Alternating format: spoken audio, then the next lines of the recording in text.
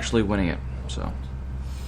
Okay. Yeah, look, I see Golden State winning it. At this point, if you cannot beat a team in Golden State that allows 20 points between Clay and Steph combined, and the team of Iguodala and Livingston, who scored 20 points himself, light you up. I mean, it seems like it's Golden State's for sure. And just one more question before we get to break. Who is the dirtier player between the two? Draymond Green or Dellavedova? Draymond Green. Okay. Just the fact that when they were playing against OKC, he had a groin shot. He pulled down Steven Adams in the paint underneath the basket. And just the fact that when it came to the Cleveland Cavaliers, he flopped. And you could tell that he did. It's just apparent that he wants to win, but he's doing it in the most insecure ways that a basketball player could, close to what football players, aka soccer players, do on the pitch. So it's Draymond Green is acting like a baby right now. Yep, you can't disagree with you. They're both terrible players in terms of being dirty to the game. But hey, I mean that's how they make their living. If I'm going to be dirty, who's going to be the dirtier player? Definitely Draymond Green in terms of what he's done lately. So we're taking a short break. When we come back, we will talk about Copa America, the U.S. losing 2-0 to Colombia. Should they change their lineup a little bit? And who are the favorites to win that? So we got some music here. Can't Stop, Won't Stop, Fire and Rain on the Spicy Sports Show with Sam Cerrone and Tom Crane on Spreaker Radio.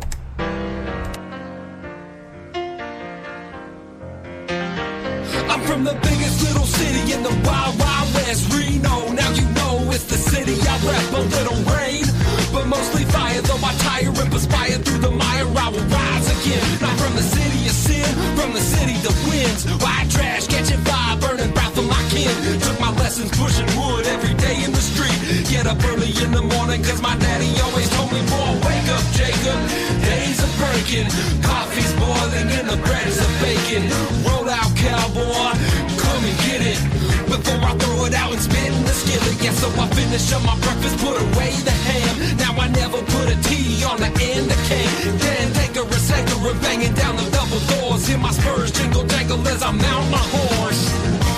I see fire, I see rain, yeah. I see fire, I see rain, yeah. I see fire, I see rain, yeah.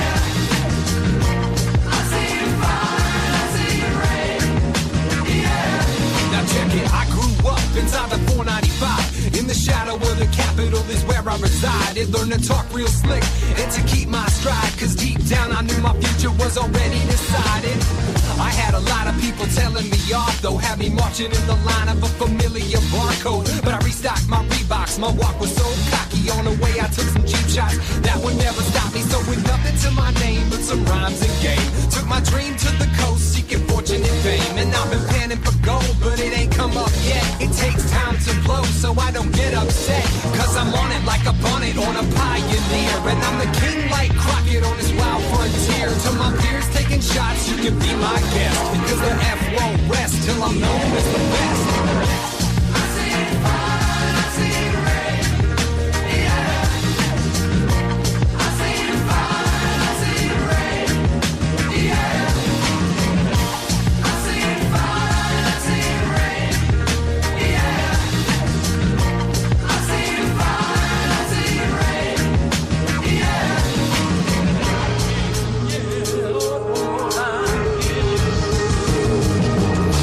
Changing horses in the middle of the stream, chasing dreams full steam, earn esteem with the team. We bringing meat to the table, putting marrow in your bones, to your head, shoulders, knees and toes, eyes, ears, mouth and nose. We tickling your senses you ain't even know you had. So get your hands in the air like you was hailing the cab. And if you're down in the dumps and it ain't going swell, here's a little anecdote that'll do you well. It takes more fire and rain to nourish a forest, to make it flourish, make it grow and get that timber, that tower, deriving power from the sun and putting roots to soil, till that seed that you sow becomes a mighty sequoia. So it's a given, I'm not gonna give in, I just keep on living. You know I never quit cause I'm driven, and when I'm done I'll pass the mic to my next of kin. Until we meet again, I'll be dropping demos from my coffin.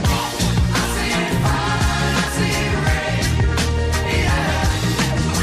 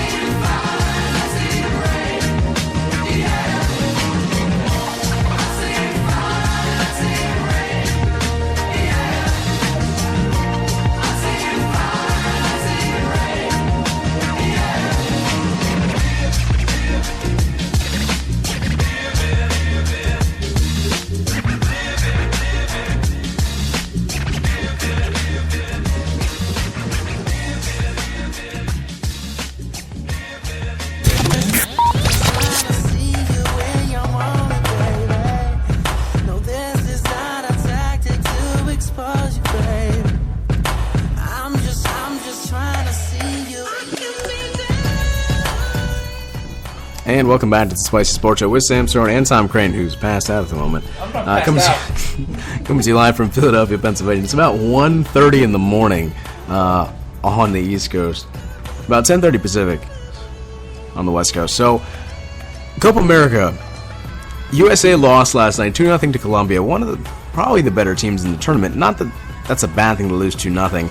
It's just that the expectations of the Americans trying to host a tournament for one of the few times they do it for the 100th anniversary of the Copa America. 100 times this tournament's been played, and it's crazy that the U.S. is arguably in the group of death when you look at it, with Colombia, Paraguay, and Costa Rica, three teams who are fantastic. Colombia, you have a player like James Rodriguez, who plays for Real Madrid, Cuadrado, who plays at Chelsea and transferred to Juventus.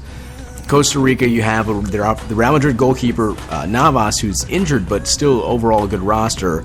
And then Paraguay, who's always a team that, can always surprise people. The Americans, again, on the world stage and big tournaments, we always want to impress. And especially when we host something on our home soil. That's what we are. That's who we are. We want to do the best we can. And Jurgen Klinsmann, with the roster he put out last night, I looked at it. Honestly, it looks terrible. They have 2 games left against Costa Rica and Paraguay. United States and Costa Rica play a lot via CONCACAF. And Paraguay's a team that, again, you can get them on any day, but at the same time, they could definitely put a couple past you, considering if their roster's okay.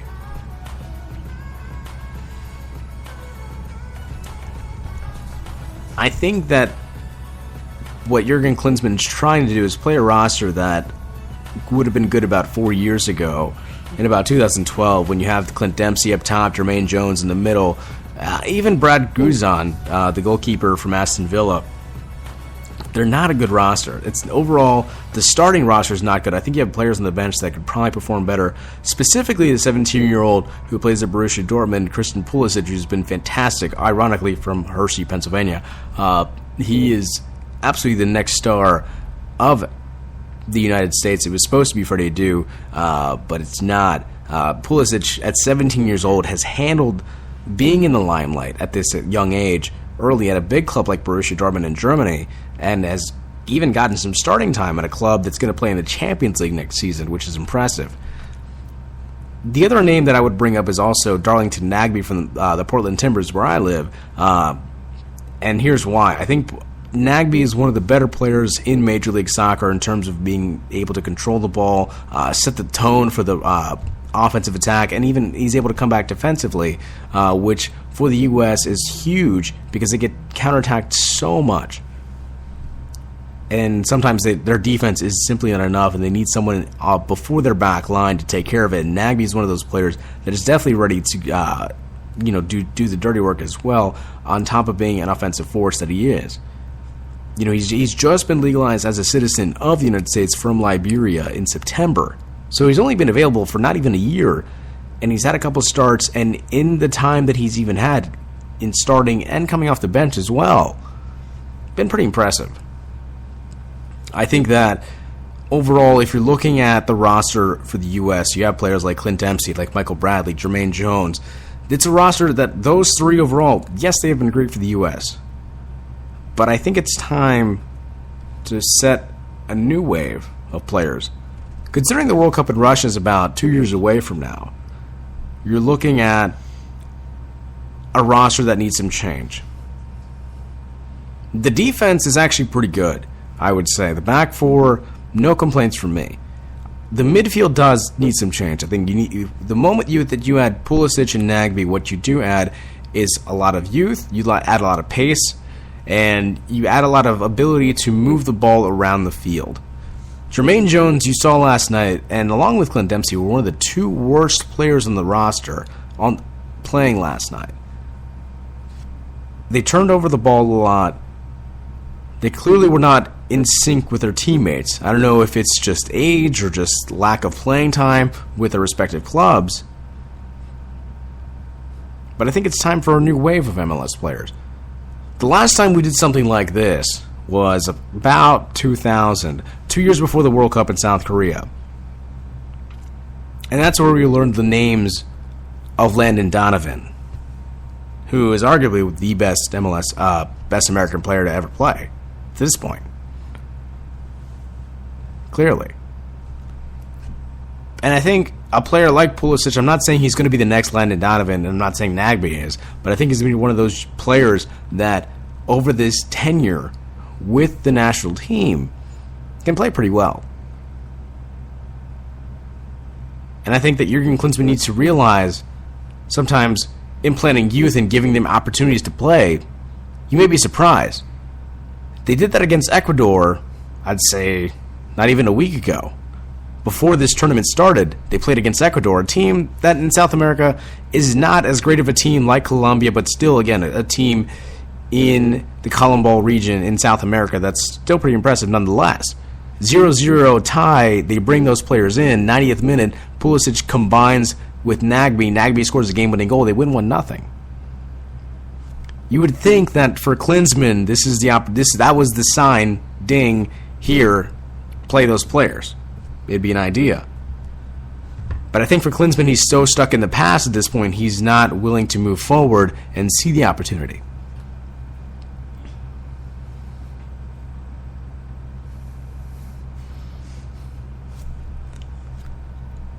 It's interesting moving forward. Sometimes, again, change is always difficult, and no matter what you do, whether it is, in personal relationships or business relationships or even, like I said, in sports, it's hard to move away from, and comparing this to football, it's hard to move away from a franchise quarterback, for example, like Peyton Manning for the Colts. It was a difficult decision. It was one of the craziest decisions to ever make.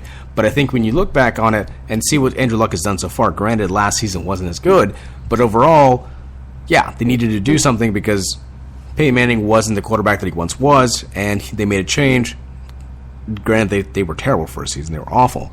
But what they got in return was a player that they could develop and be great for the next 10 years.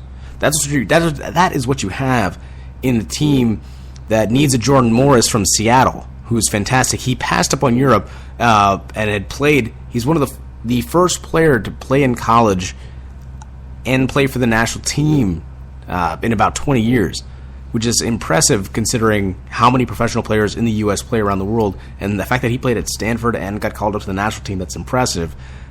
They need to start Morris, Nagbe, Pulisic. I think that roster in the midfield and up top overall will allow the U.S. to develop further. But that's just me.